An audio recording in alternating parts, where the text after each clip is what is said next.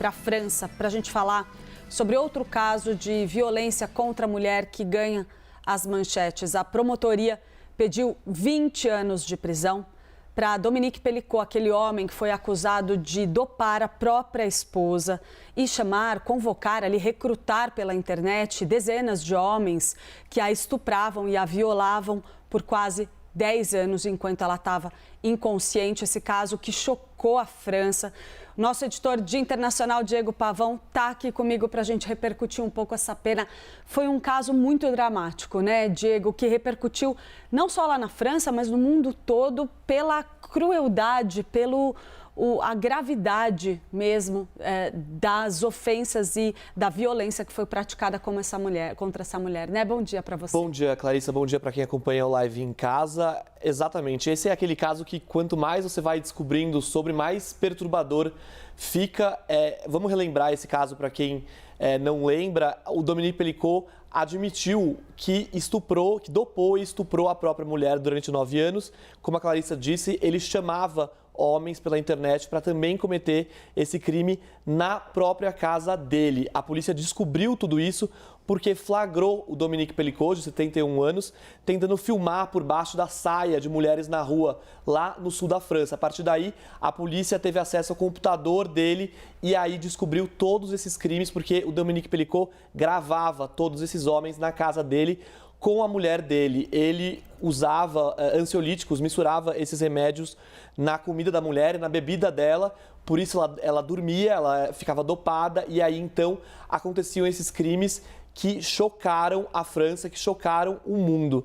Agora, Clarissa, a gente falava aqui fora do ar, antes de voltar ao live do intervalo, que o que chama atenção nesse caso, primeiro, claro, é a questão da gravidade desse crime. Há poucos registros no mundo de um caso como esse, né, que aconteceu durante 9 anos sem que ninguém percebesse, sem que a própria família da Gisele Pelicot percebesse isso. Eles têm 3 filhos, os filhos nunca perceberam isso, até levantaram algumas suspeitas, mas nunca chegaram a essa conclusão durante esses 9 anos. Foi de 2011 a 2020, numa pequena cidade chamada Mazan, no sul da França, ali na região da Provence. E primeiro, como eu disse, a gravidade desse crime, mas também o que chama muita atenção é a coragem da Gisele Pelicot. Em muitos lugares do mundo, crimes como esse, estupros, costumam ser julgados a portas fechadas. Isso porque, infelizmente, ainda existe um certo constrangimento para a vítima em relação a esses crimes. Só que a Gisele Pelicot decidiu fazer diferente. Foi a decisão dela tornar todo esse julgamento público. Já são meses de julgamento lá em Avignon, na França, também no sul da França, e ela decidiu tornar isso tudo público, a portas abertas. Inclusive os vídeos do momento dos estupros, das centenas de estupros que aconteceram, esses vídeos foram reproduzidos durante a audiência na sala de julgamento lá nesse tribunal. E ela fez questão que tudo isso fosse transmitido durante quase esses meses, esses vários meses de julgamento. A gente tem falado desse caso bastante aqui na CNN nos últimos meses. Agora, outra coisa que também chama a atenção nesse caso é que foram descobertas imagens da filha de Dominique Pelicot, nua no computador dele, imagens também das mulheres, das esposas dos 2 filhos dele, que também essas fotos também foram recuperadas do computador dele, e isso leva a crer a polícia, a justiça, de que possa ter havido mais violações do que ele realmente falou. Ele admitiu todas as violações, todos os estupros que aconteceram.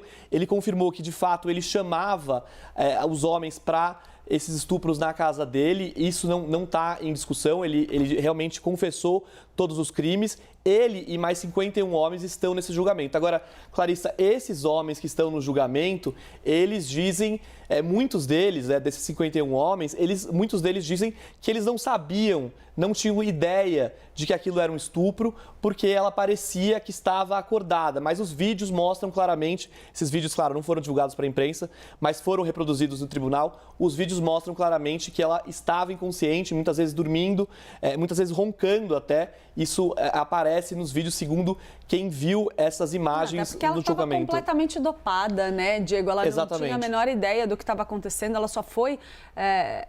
quando a gente ouve ali os depoimentos, as falas a respeito desse caso, a gente vê o quanto... A gente fica tentando imaginar como foi a vida dessa mulher que ia ao médico, descobria que tinha alguma coisa errada, alguma coisa relacionada ali a DST, você falava, pô, não sei de onde veio aquilo. E tudo isso foi se perpetuando ao longo de muitos anos na vida dela, em que ela simplesmente sentia que tinha alguma coisa errada, mas não sabia o que era que estava acontecendo. Ela estava completamente apagada. Então, a tese desses réus de que a gente não sabia, achava que era tudo consensual, que era uma fantasia do casal, tudo isso é muito frágil, difícil de imaginar que possa colar, né? Exatamente. E como você disse, até houve uma tentativa de algumas das defesas desses homens em tentar colocar o casal Pelicot como aquele casal, vamos dizer assim, que gostava de uma libertinagem, que gostava de chamar outras pessoas para a relação. Mas isso tudo foi derrubado pela defesa da Gisele Pelicot e ela deixou claro que aquilo era um estupro e o próprio marido, Dominique Pelicot, deixou claro também. Ele foi condenado a 20 anos de prisão. Agora, essa é uma sentença que, pela própria acusação, foi considerada leve, mas essa é a sentença máxima que caberia a esse tipo de crime na França, estabelecida para esse tipo de crime na França. E isso, claro, provocou mais indignação em relação a essa sentença leve. Toda essa versão desses acusados, desses réus, de que eles não sabiam que era um estupro, também acendeu essa indignação ainda mais na França. E, claro, a França também foi alvo de vários protestos por causa desse crime, porque isso realmente chocou os franceses, chocou o mundo, né? Tanto é que a gente está falando aqui desse crime. Como eu disse, não há precedentes conhecidos, muitos precedentes conhecidos de um crime como esse acontecendo por tanto tempo na França sem que ninguém percebesse, né? Os filhos até, às vezes, chegavam a desconfiar, porque viam a mãe, às vezes, bebendo vinho e um pouco tonta, um pouco relaxada demais, mas, claro, nunca chegaram a pensar que isso poderia estar acontecendo durante todos esses 9 anos. Imagina quem que poderia imaginar, né? Mas é um caso, como você falou, né, Diego, que desperta aí muita indignação na França, também no mundo todo, acende uma pressão internacional a respeito da punição de crimes desse tipo. A gente já viu acontecer essa discussão tanto aqui quanto fora do Brasil, também com esses casos graves de jogadores de futebol que acabam atraindo muita repercussão internacional. Toda a discussão a respeito da punibilidade, da gravidade das penas impostas a esse tipo de crime acabou sendo acesa mundialmente. E esse é um caso que, sem dúvida nenhuma, ajuda a puxar esse debate. Com certeza. Diego Pavão, muito obrigada pelas atualizações aí desse caso tão grave, tão importante, que está repercutindo em toda a Europa e também no mundo inteiro. Muito obrigada pela presença aqui no Live. Obrigado, Clarice. Até mais.